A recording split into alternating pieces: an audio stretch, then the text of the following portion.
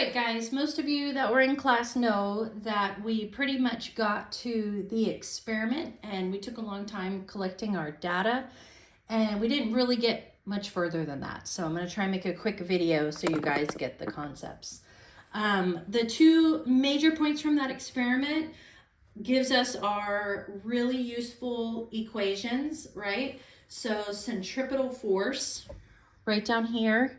The centripetal force is equal to the mass of the object times the speed of the object squared divided by the radius of the circle that the object is traveling.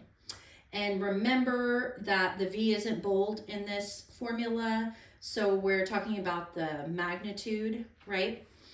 And we're going to get newtons as our units, and then also this formula down here, we can get the centripetal acceleration is equivalent to the velocity squared divided by the radius, okay? Now remember that these equations allow us to calculate magnitudes only. Centripetal force and acceleration vectors always point to the center of the circle, right?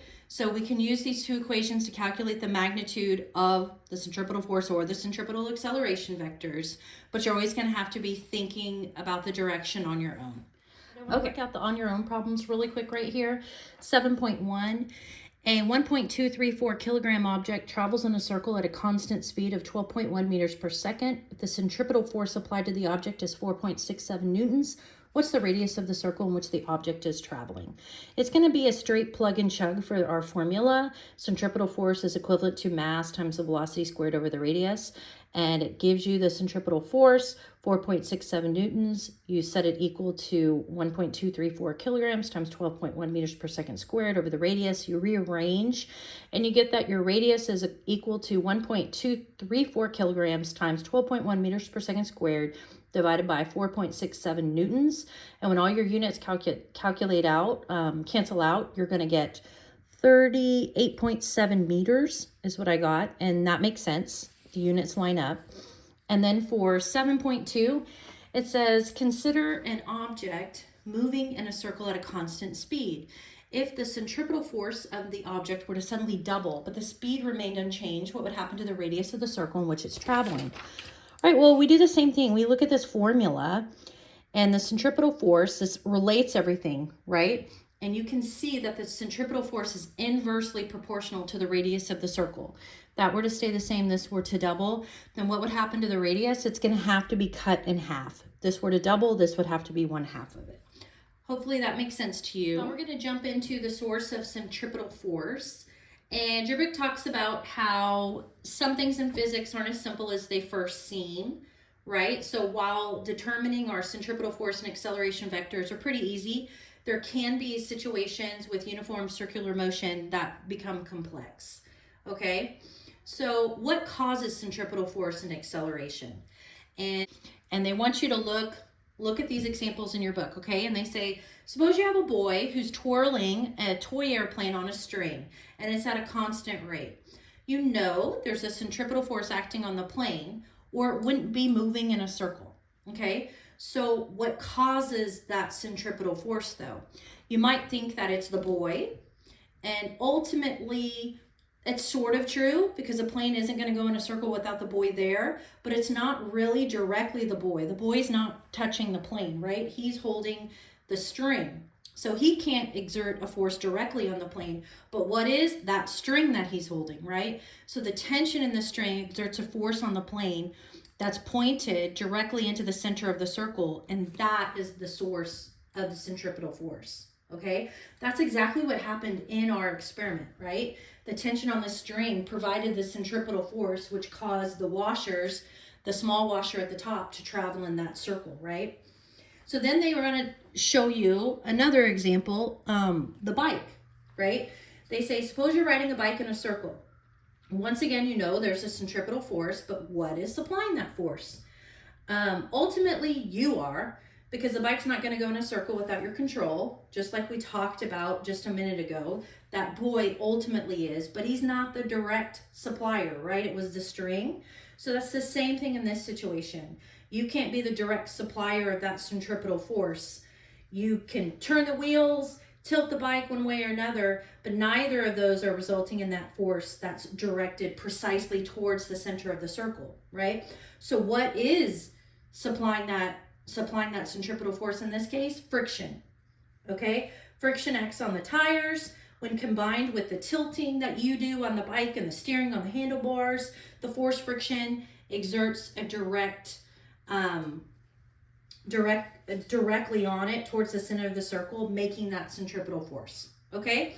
So don't get confused when problems, don't get confused about this concept when you're working out problems. Right. I want to take a look at this example 7.2. I'm not going to completely work it out because they do it in your book, but I want to talk about it at the end.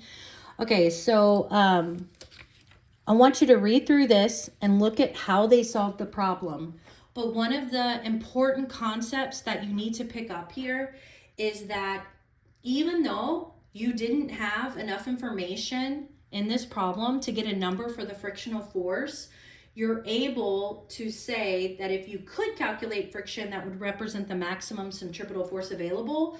And so what's happening is you're able to create an expression and go ahead and use it. And then later on, some parts of the unknown will cancel out. And that's going to happen in a lot of these kind of problems.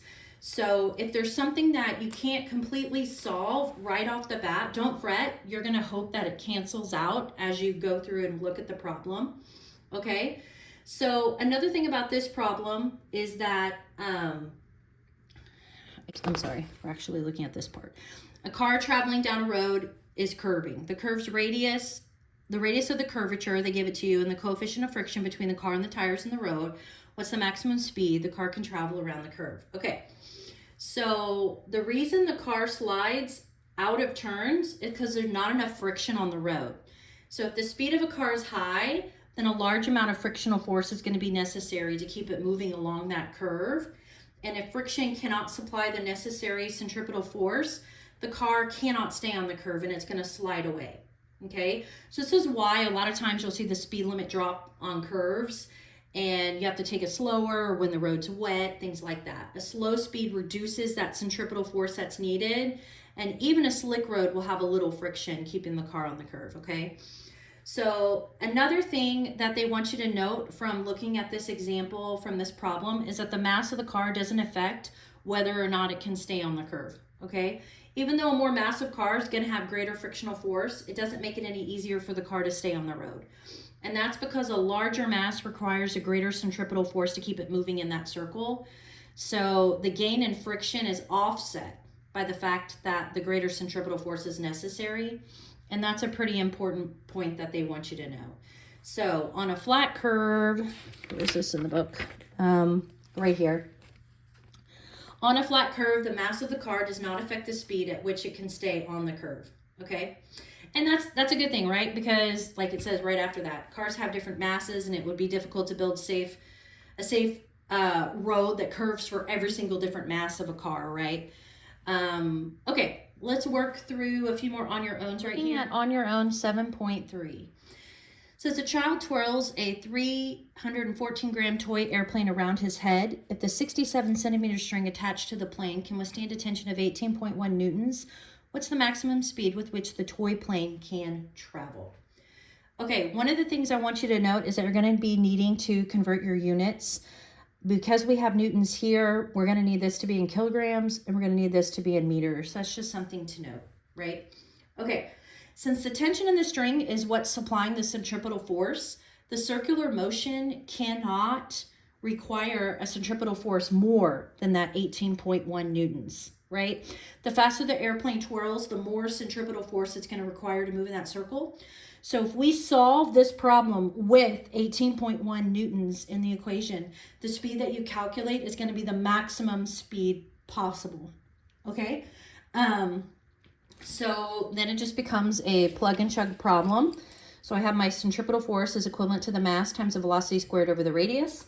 So if I set 18.1 newtons is equivalent to, now remember you have to convert to kilograms, 0.314 kilograms times your velocity squared divided by 0.67 meters. And then if I rearrange and solve for velocity, I get 6.2 meters per second. Hopefully that makes sense. Let's go to the next one. So on your 7.4, a car travels around a curve in the road. If the radius of the curvature is 12.1 meters and the car travels at a speed of 21 meters per second, what's the minimum coefficient of friction necessary to keep the car on the curve?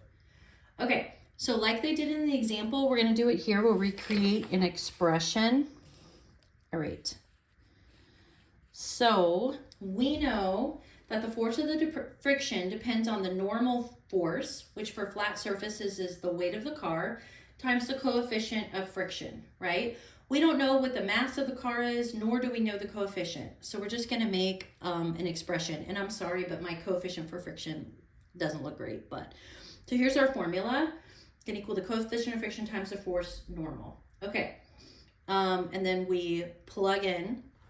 So we have the coefficient of friction, and then we know that the force normal is mass times acceleration. So I'm just going to write mass there so I don't get it confused and think it's meter. So, and then I'm going to have 9.8 meters per second squared times coefficient of friction times mass, okay? Now I'm going to look at my other equation for centripetal force. Centripetal force is equivalent to the mass times the velocity squared over the radius. All right, so I'm going to set my expression, right, for the centripetal force equal to the mass times the velocity squared over the radius, and then see what cancels out. And that's the beauty of these problems, right? So I get 9.8 meters per second squared times my coefficient times my mass is equivalent to my mass times 21 meters per second squared divided by 12.1 meters. Well, since I have mass on both sides, I can just cancel it out, and then I can solve for my coefficient of friction. And when I do that, I get 3.7. Now, one thing that you should be noticing previously is our coefficient of frictions are usually less than 1. This is a very, very high coefficient of friction, so that car had better slow down because at this speed, friction's not going to be able to supply enough centripetal force to keep the car on that curve. But anyway, so this is how you take your information you know, take your other problems, set it equal to each other, and then cancel out one of the unknowns to get the other. Now your book talks about frictional force, and they want to make sure they distinguish between the concept of centripetal force and centrifugal force. So it's important to distinguish between those two because centripetal force is valid in physics, but centrifugal force is not really. So it's a result of poor physics analysis in certain situations. So they want you to think about traveling down the road in a car, okay? And you have some books on the car's dashboard. If the car turns a corner at a high rate of speed, what happens to those books? You know this, right? They begin to move across the dashboard. The books were stationary in the dashboard, but when they suddenly started moving, they suddenly start moving when the car makes that turn, right? So a person might think the books must have experienced a force in order for them to start moving like that, right? And so that's how some people bring up the concept of centrifugal force. But it turns out that's not really a correct analysis. So there is a force that's going on in that situation, but it's not centrifugal force. It's just simply friction. And the motion of the books as a result of the fact that that frictional force is not really strong. Okay, so think about Newton's laws, and your book talks about this. The books are traveling along with the car, and so they have that same velocity as the car. And when the car makes that quick turn, the books continue to travel with their previous velocity, right? Until they're acted on by a force. And the friction between the books and the dashboard is that force that's going to act. And it pushes the books and changes their velocity, and so they continue to travel with the car. Okay. What happens when the friction between the dashboard and the books isn't strong enough to change the velocity of the books to match the new velocity of the car? Well, the books will start sliding along the dashboard in the direction of the car's previous velocity, and that's why they move. So again, they're not being acted on by a centrifugal force. They're simply obeying Newton's first law and friction. Okay, plugging away, we're jumping into gravity. Gravity is defined as the attractive force that exists between all objects which have mass, okay? And then we're going to jump into the equation that's called the law of universal gravitation, which is right here, which is going to be super useful for us. What does this law mean?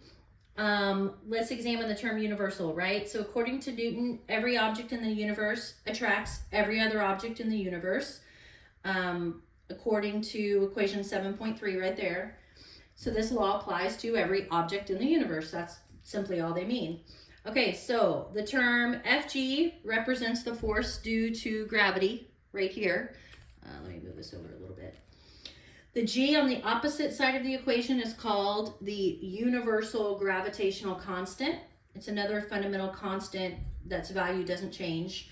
No matter where you are in the universe, it has a value of 6.67 times 10 to the negative 11th Newton times meter squared divided by kilogram squared.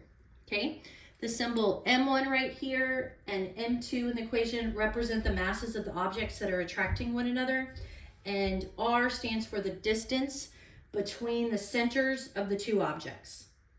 Okay, so one of the first things you should see about the force due to gravity is that it gets stronger the closer the two objects are to each other, right? So if the two masses are far from each other, the radius is going to be large and the gravitational attraction is going to be weak. But as they get closer, the radius is going to decrease, right? And increasing the gravitational attraction between them as well. The masses of both objects are both important in determining the gravitational attraction that they have toward each other. Both masses you must take into account both of those masses before you can determine the attraction. Okay, let's go through and on your own. I want to work through on your own 7.5.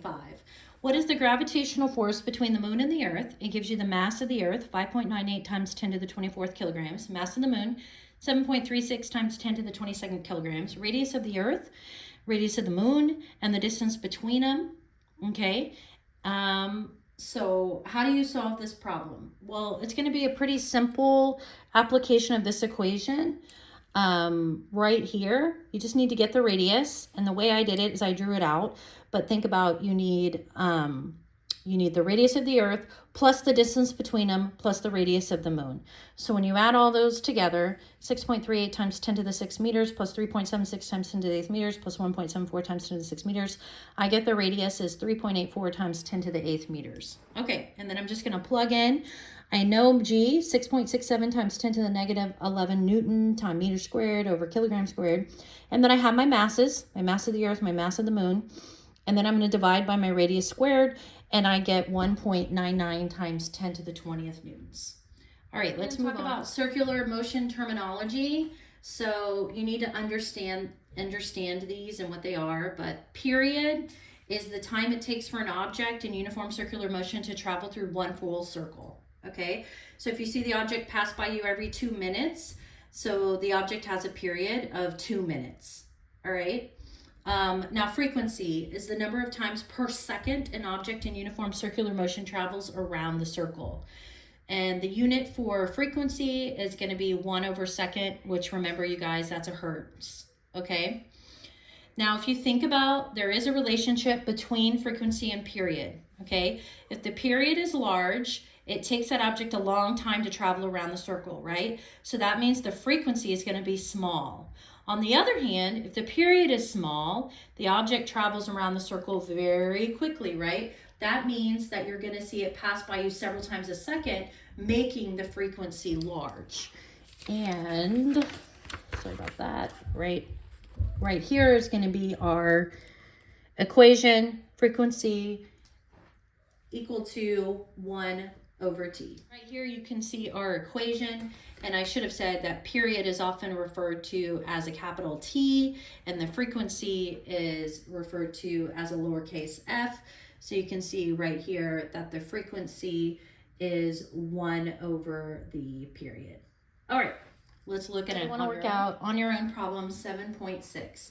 A child's train moves on a circular track. If the train has a constant speed of 1.8 meters per second and the radius of the circular track is 0.81 meters, what's the train's period and frequency?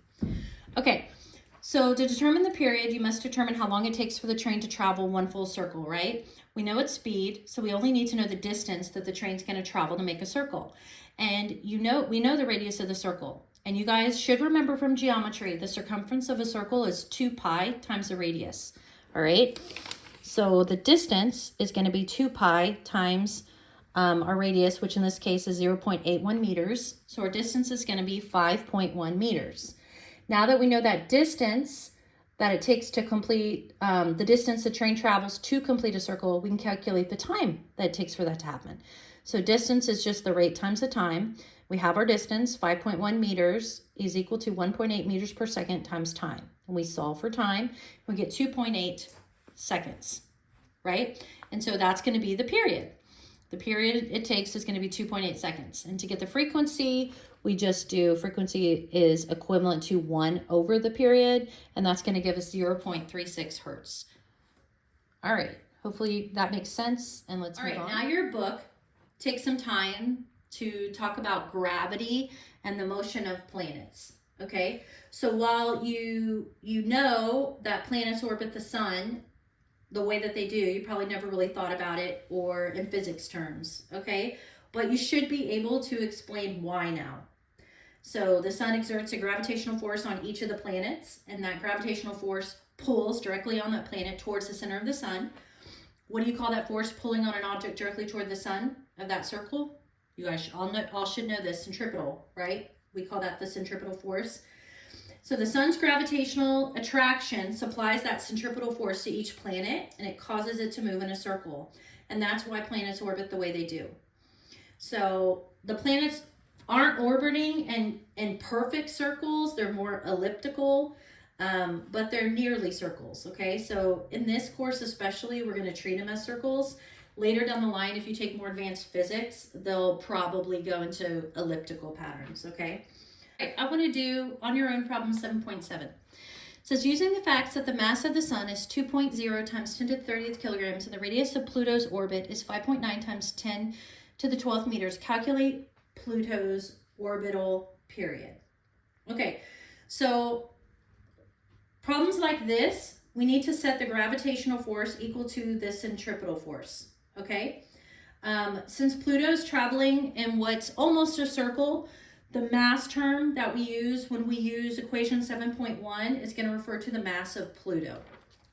Okay, so I'm going to set my forces equal, and I'm going to get G times the mass of the sun times the mass of Pluto over my radius squared is equivalent to the mass of Pluto times the velocity squared over r. And then when I rearrange, I'm going to get v squared. I plug in my numbers, I take the square root, and I get that my velocity is 4.8 times 10 to the third meters per second. That's not our answer though, because we need to determine how far Pluto travels in one orbit. So remember that the circumference is 2 pi times the radius.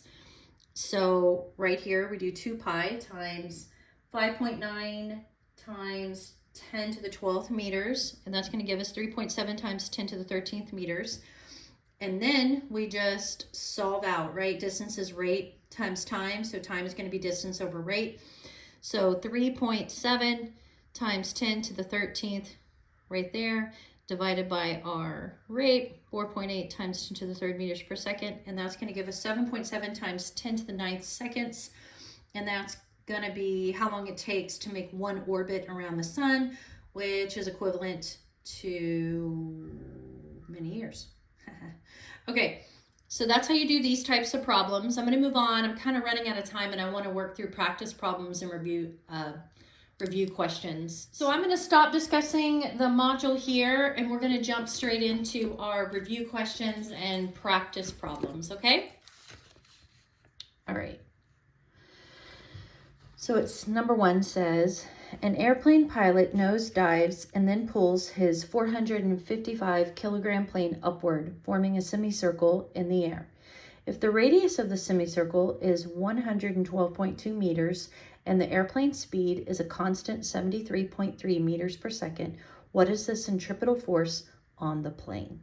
Okay, so this is just going to be a plug and chug problem for the centripetal force equals mass times velocity squared over radius. So that's what I'm going to do. I'm just going to plug in my mass of the plane is 455 kilograms.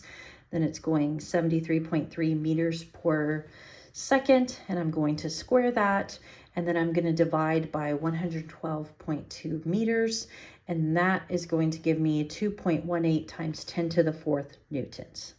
Hopefully you can see that. It's just a pretty simple plug and chug problem. Number 2.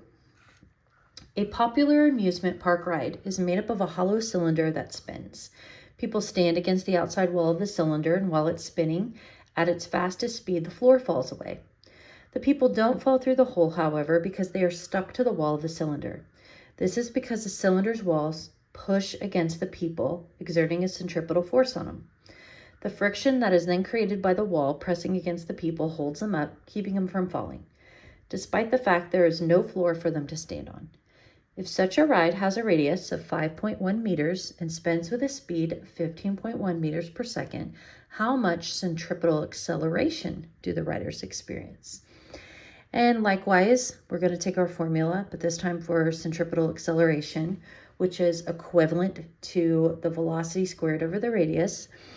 So we take our velocity, 15.1 meters per second, we square it, and then we divide by 5.1 meters, which is the radius, and we get 45 meters per second squared. So again, that's a fairly simple problem. Let's move on to number 3.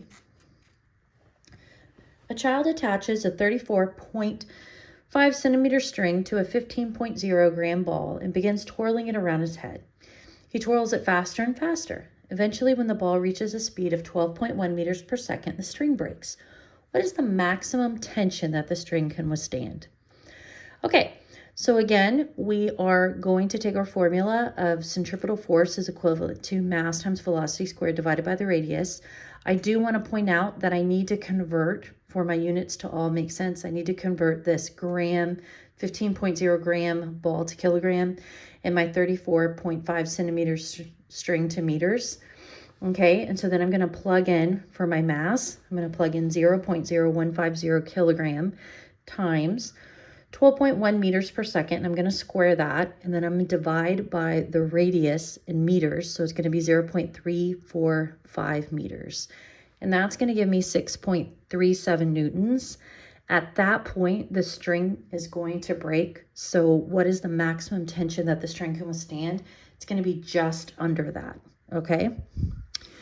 Number 4, a car is traveling down a slippery road, and my coefficient is 0.22. What is the maximum speed at which the car can take a flat curve whose radius of a curvature is 13.4 meters? Right. So in order to solve for this problem, we're going to need to develop our expression for the friction that exists between the tires and the road. So the force of friction depends on the normal force, right? For flat surfaces is the weight of the car times the coefficient of friction. We don't know the mass or weight of the car, so we can't get a number for the frictional force, but we develop that expression right here. So right here, it's equivalent to 0.22 times the mass times 9.8 meters per second squared, right? And now, even though we don't have a number, we can go ahead and put that expression into our equation here. So we, right here, set it equal to the mass times velocity squared over the radius, and that's what I do right here. So I have 2.2 meters per second squared times the mass equals the mass times velocity squared over 13.4 meters. My masses cancel out, and therefore I can solve for V, and I get 5.4 meters per second. And that's what it asked me for, was the maximum speed at which the car can take, and that is our answer. All right, let's jump into number 5. A child watches his toy train moving around a circular track. He finds out that the train makes 10.0 complete trips around the track every 1.0 minute. What is the train's frequency? What is its period? Since frequency is defined as the number of times per second that an object completes a revolution, the child is really measuring frequency, right? But we need to get it in the right units. So since frequency is measured 1/second, but the child counts the number of revolutions per minute, we need to get it into seconds. So that's what we do right here. 10.0 over 6.0 times 10 to the 1 second. And so we get it as 0.17 hertz, right? That's going to be the frequency. So now from there, we can just plug in our formula right here. Frequency is equal to 1 over the period. So the period is equal to 1 over the frequency. So 1 over 0.17 hertz is going to end up giving us 5.9 seconds, and that's going to be the period. All right, problem 6. Two objects with a mass 1 of 15.0 kilograms, mass 2 of 25.0 kilograms are 45 centimeters apart from one another. What is the gravitational attraction between them? This is a pretty straightforward application of our equation right here. Gravitational force is equivalent to G times mass 1, mass 2 over radius squared. So we're going to plug in 6.67 times 10 to the negative 11 Newton meter squared over kilogram squared times our first mass, 15.0 kilograms, times our second mass, 25.0 kilograms, over our radius, which we need to convert to meters, which is going to be 0.45 meters squared. And what we get is 1.2 times 10 to the negative 7 newtons. Okay, for number 7, how long does it take Saturn to make one orbit around the sun? The mass of the sun is 2.0 times 10 to the 30th kilograms. Orbital radius of Saturn is 1.4 times 10 to the 12th meters. To figure out how long it takes Saturn to make one orbit around the sun, or its orbital period, we need to determine how fast it travels. And so to do this, we need to set the gravitational force equal to the centripetal force. Okay, so I work this out right here, and I set it equal to the centripetal force. Since Saturn's orbiting, the mass term in equation 7.1 is going to be the mass of Saturn, right? So I get G times the mass of the sun, mass of Saturn over the radius squared is equivalent to the mass of Saturn times the velocity squared over r, which is going to give us 6.67 times 10 to the negative 11 Newton per meter squared over kilogram squared times 2.0 times 10 to the 30th kilograms, divided by 1.4 times 10 to the 12th meters, and that's going to be the equivalent of the velocity. And then when I take the square root, I get 9.8 times 10 to the 3rd meters per second. Now, that's not the full answer to the question, though, because it asks us how long does it take. We need to calculate the period. So then what we do is we take our circumference is equal to 2 pi r, which is going to be 2 pi times 1.4 times 10 to the 12th meters. And I get 8.8 times 10 to the 12th meters there.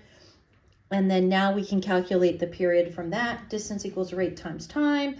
So time or period equals 8.8 times 10 to the 12th meters divided by 9.8 times 10 to the 3rd meters per second. And I get 9.0 times 10 to the 8th seconds. Oops, sorry if you couldn't see that. All right, I'm going to work out one more, and then we're going to jump to the review questions. For question number 10, it says, a satellite orbits the Earth at an altitude of 2,314 kilometers. What's the satellite's orbital period? And it gives you the radius of the Earth and mass of the Earth.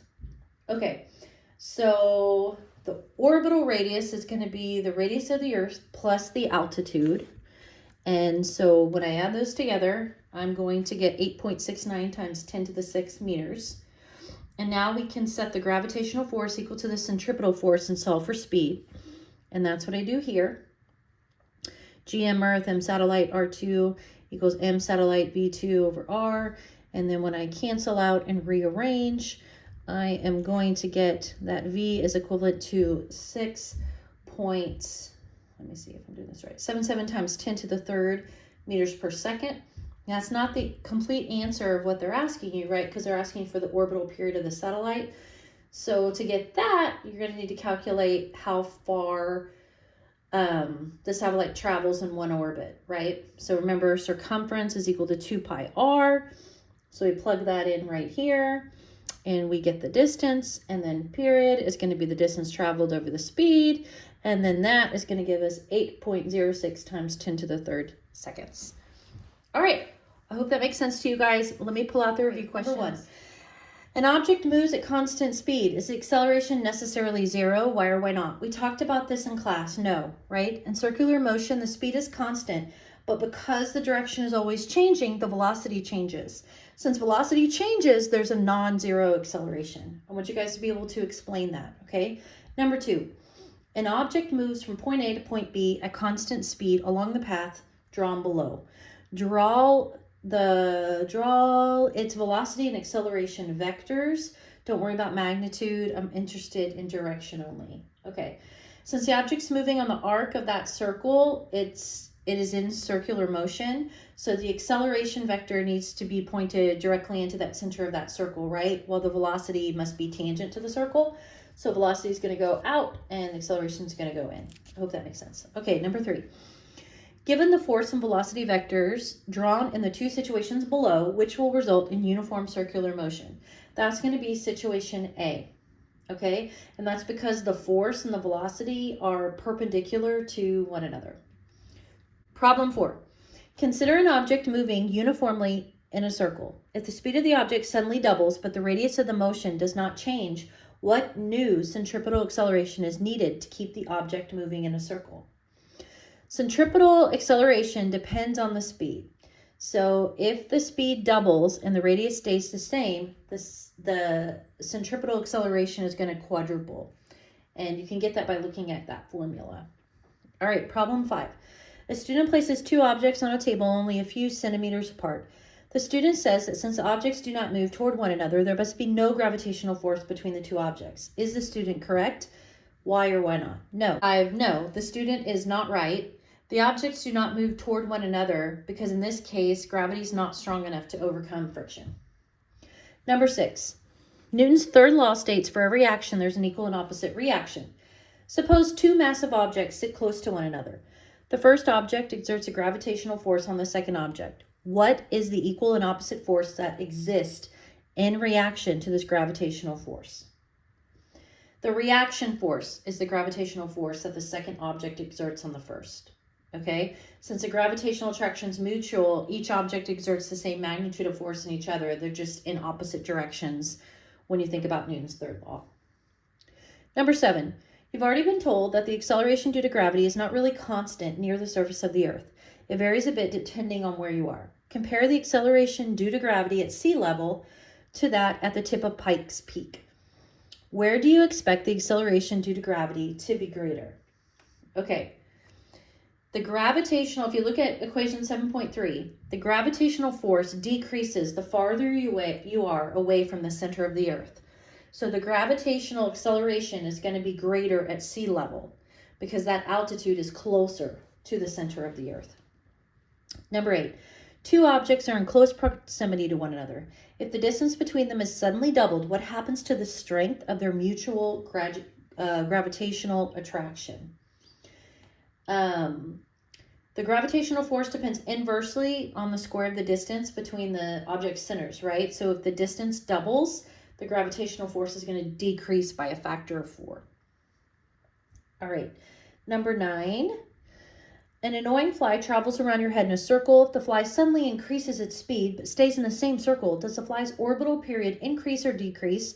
What about its orbital frequency? Its orbital period decreases. And since the frequency and period are inversely related, that means that the orbital frequency increases. Okay, number 10.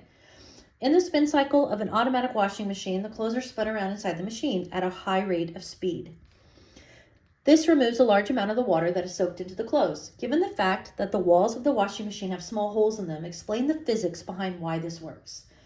All right, so this is just in action Newton's first law. The water in the clothes have a velocity tangent to the circle in which they spin, okay? To keep them spinning in a circle, the walls of the washing machine push on the clothes, providing the centripetal force. Now, when sometimes the water in the clothes might hit one of those holes in the wall rather than the wall itself. And if that happens, no centripetal force can be applied to the water, and it continues to travel tangent to the circle going through that hole and into the drain. So remember before, this is not centrifugal force. It's just simply centripetal force with thinking about it, Newton's first law. All right, I hope this has been helpful. I'm sorry this is late getting out. You guys watch this video, work problems, do your test, do your reading. Let me know if you have questions. Bye.